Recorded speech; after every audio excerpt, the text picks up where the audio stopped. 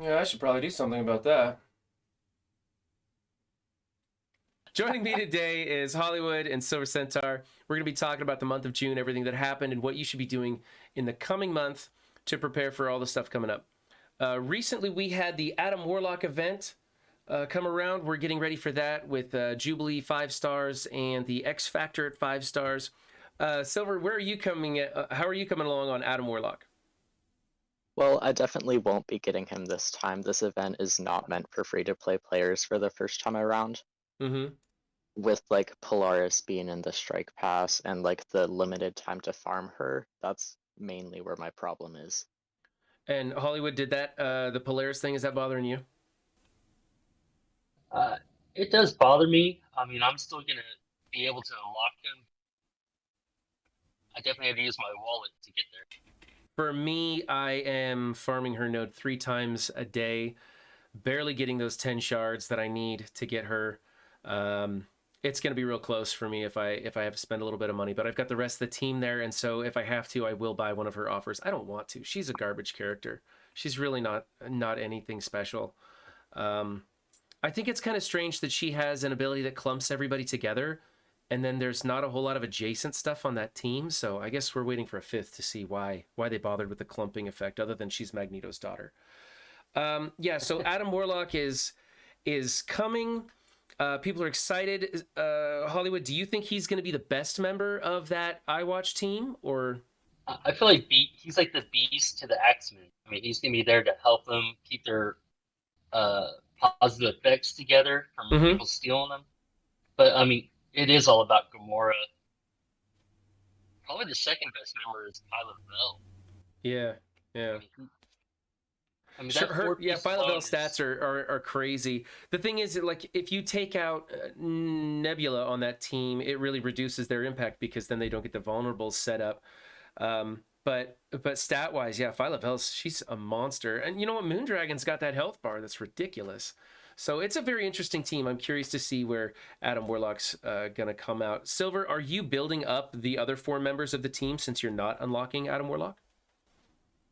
Not currently. I have better teams that I could be working on at the moment, but Mm-hmm. as it like get closer to the second event, then I'll start building the team. So we've got Doom raids that quite a fiasco everybody's been talking about. First, they made the requirements 4 and 5 ISOs to get in there, and then they re-released the Doom Raid First Strike, but there's no blue ISO in it, and everybody's having to make a choice. On top of that, you've got the Moondragon event going on that is requiring people to choose between blue ISO and Doom Raids and Silver Surfer Shards, and getting this event finished out with their alliance. Of course, there's some options in there where you do a little give and take trying to get those characters in, but it didn't feel very good. It felt like you were sacrificing one thing for another. What Hollywood? You're in a different alliance from Silver and I. What is your alliance doing for the event and the Doom raids and stuff?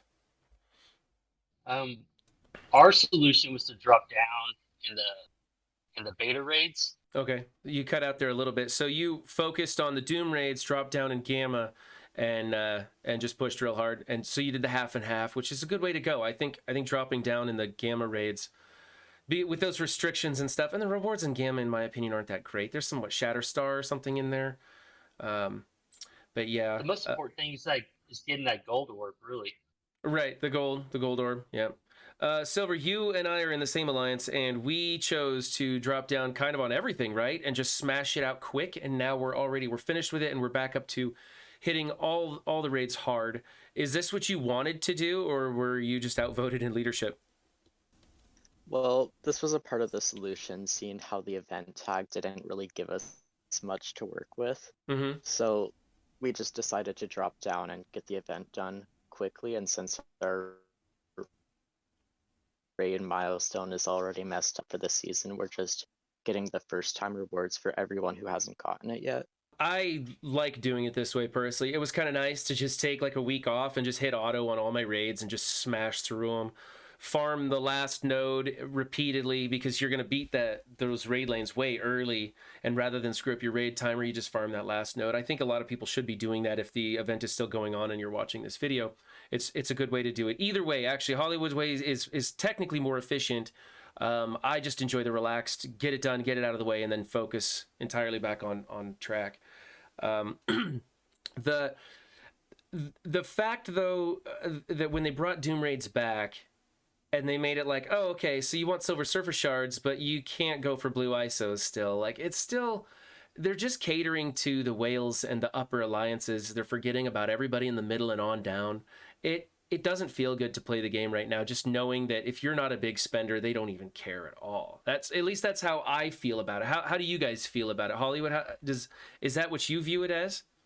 At the moment, it feels and looks that way, but from all the noise going on behind the scenes, teams together, they're trying to address all these gaps, and Mm-hmm. I think here in a matter of time, I think those gaps are going to close, and it's going to be a better. But they're still hiring people. They're moving offices, so there's there's a lot of work going on behind the scenes. Giving them the COVID pass still, huh? I don't know. I'm kind of ready for them to get back to work and start solving problems. I would sure like a truly new game mode. I think this game's starting to get a little bit stale for people. It just seems time and again that they do what is the easiest thing for them to accomplish and spend the least amount of manpower and hence money on, and then charge us in a way that's going to bring in the most money and push people to the brink where they just want to quit the game because it's no more fun. It's just every time it's like, what could they do that's going to make them the most money regardless of whether people like it or not? That just seems to be their choice every single time.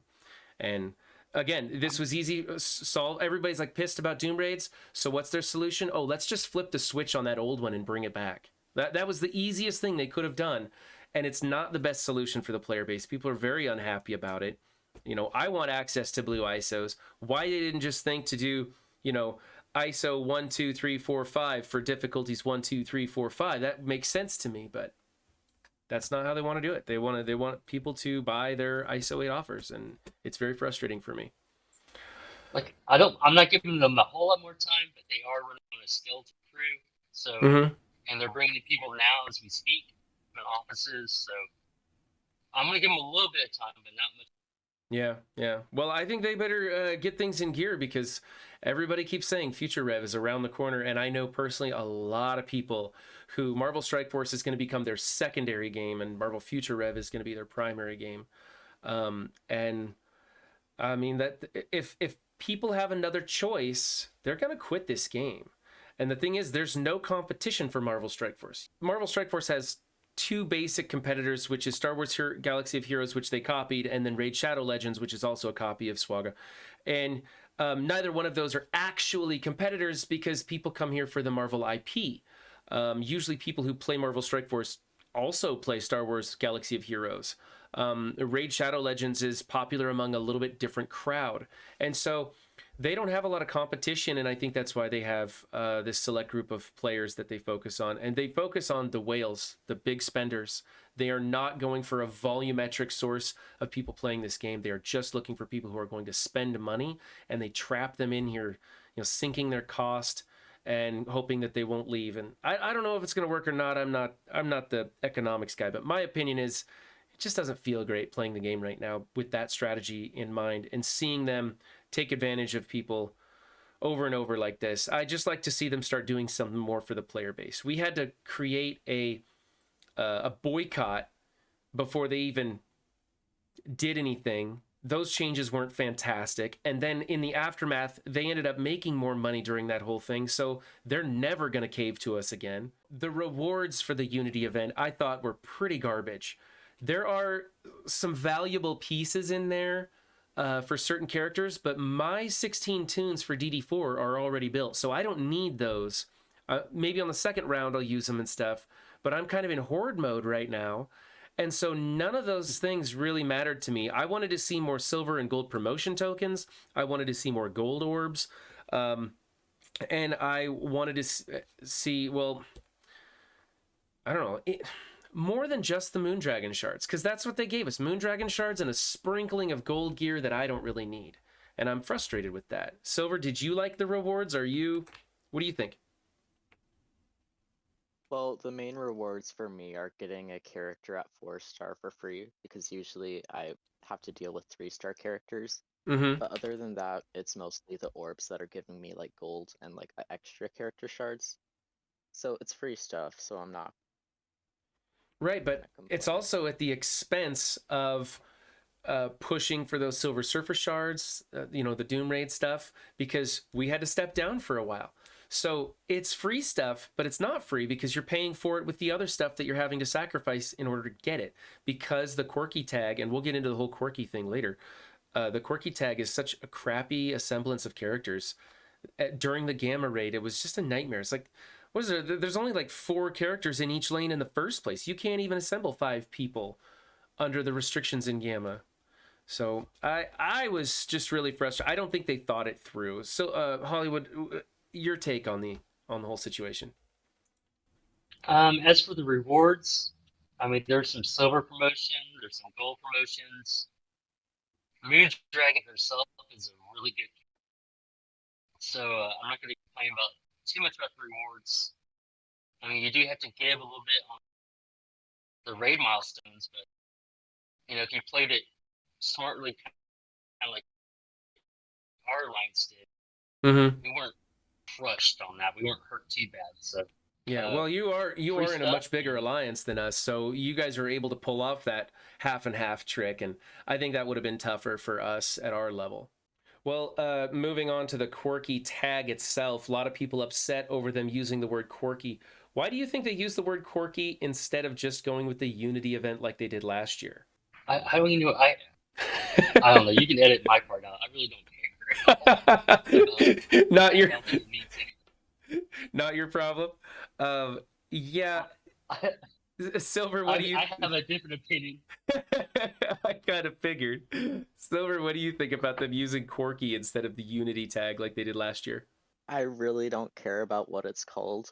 I just kind of like have to deal with the characters that are included inside of it. For me, it's not that big of a deal. Yeah. No, I was surprised that they Same used here. the word Quirky.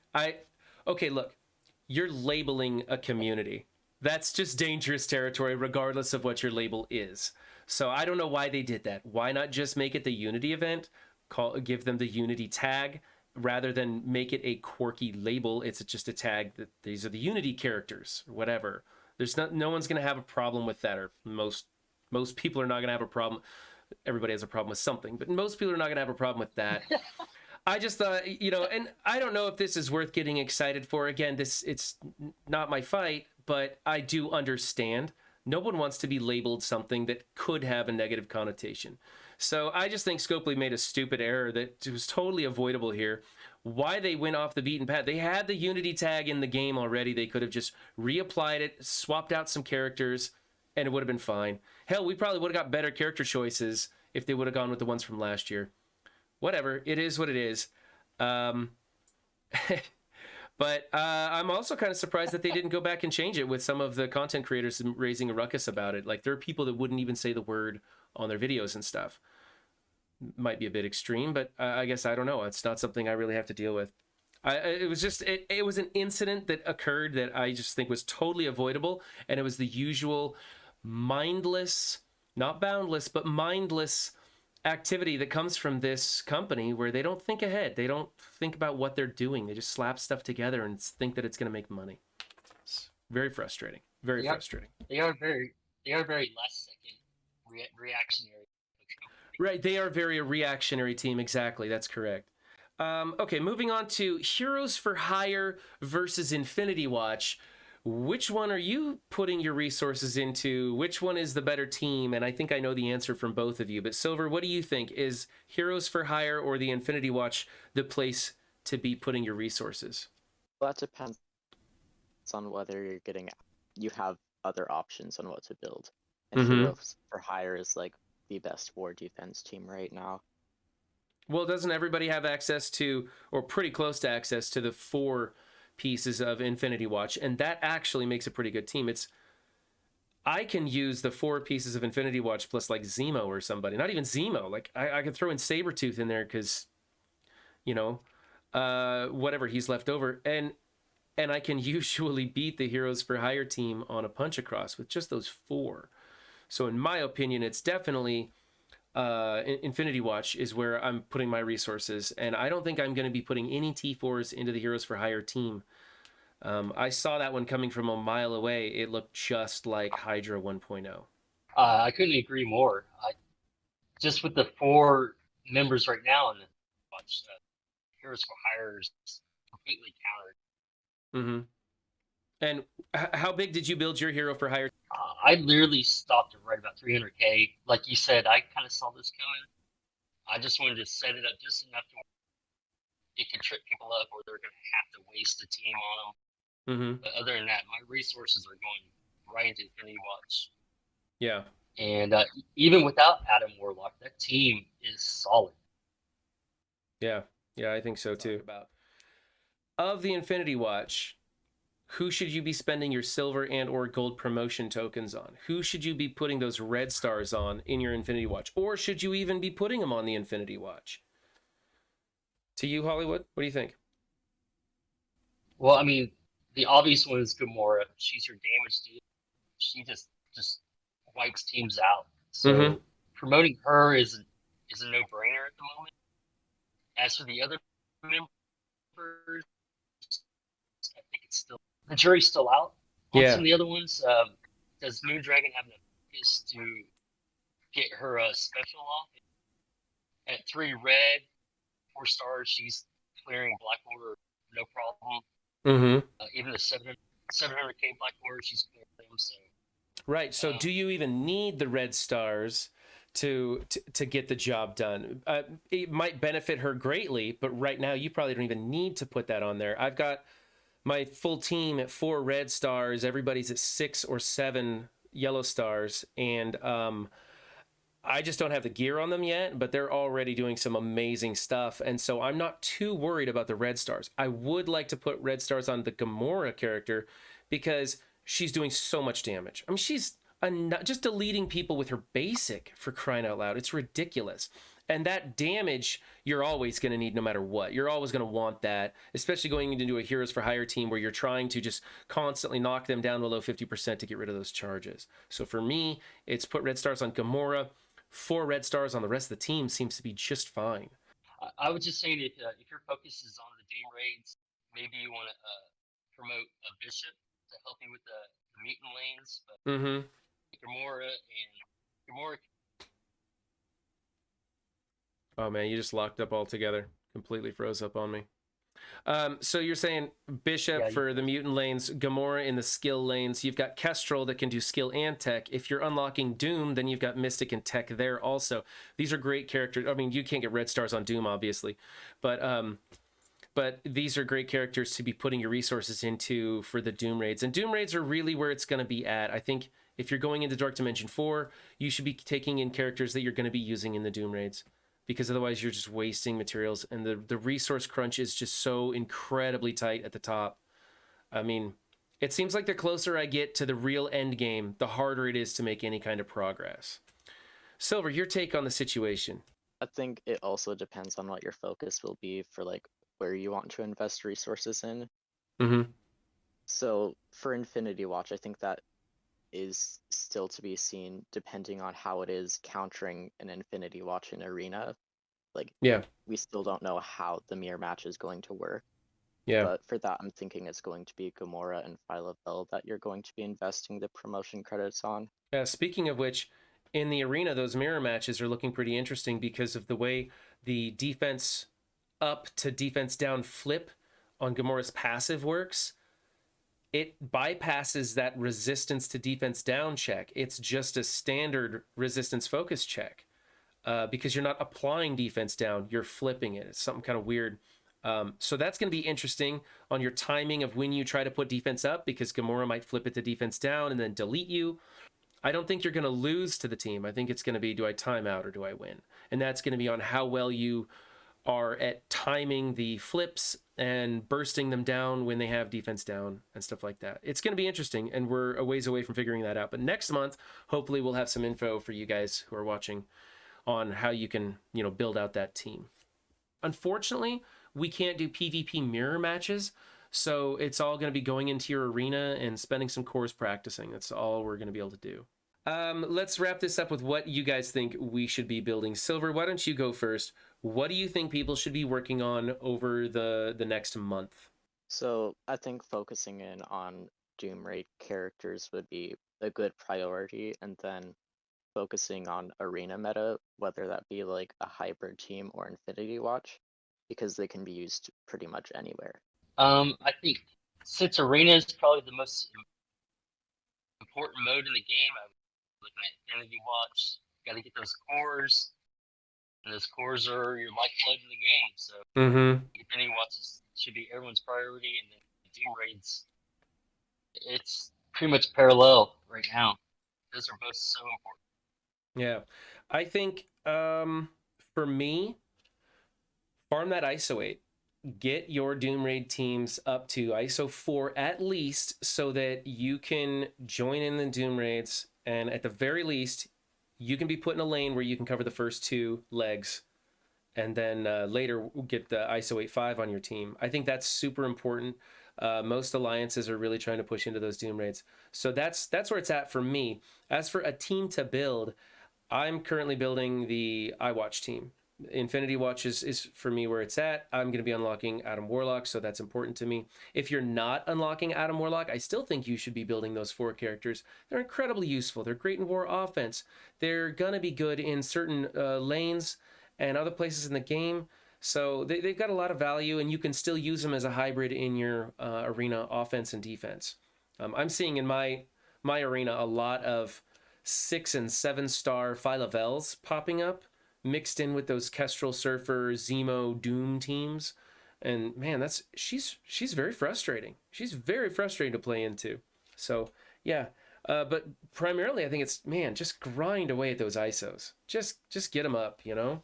The ISO drop rate is going to be doubled here soon, and that's going to be very good for everybody in the game. That was one of the few things in the blog posts that made me happy. Everything else in the blog post was like, man, you're trying to fix something that you shouldn't have screwed up in the first place with a bad fix.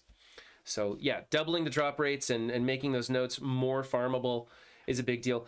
I think they're going to sell a lot more of those ISO 8 energy packages now, because like, people weren't buying those because you'd basically farm every node and have nothing left to farm, and you'd still have a bunch of ISO 8 energy left. So it was a bad purchase, but now they'll probably sell a lot more because you can actually farm all of your energy. So that'll be good. So thanks for joining us this month. We'll be back next month with more stuff. We're going to have some different people on here to talk to you about some different things. Hopefully we'll have a little bit more exciting month going on, as not a lot happened other than just the usual boundless mistakes. Appreciate you joining us. Don't just have a good game, be good to each other too. Thanks. Bye.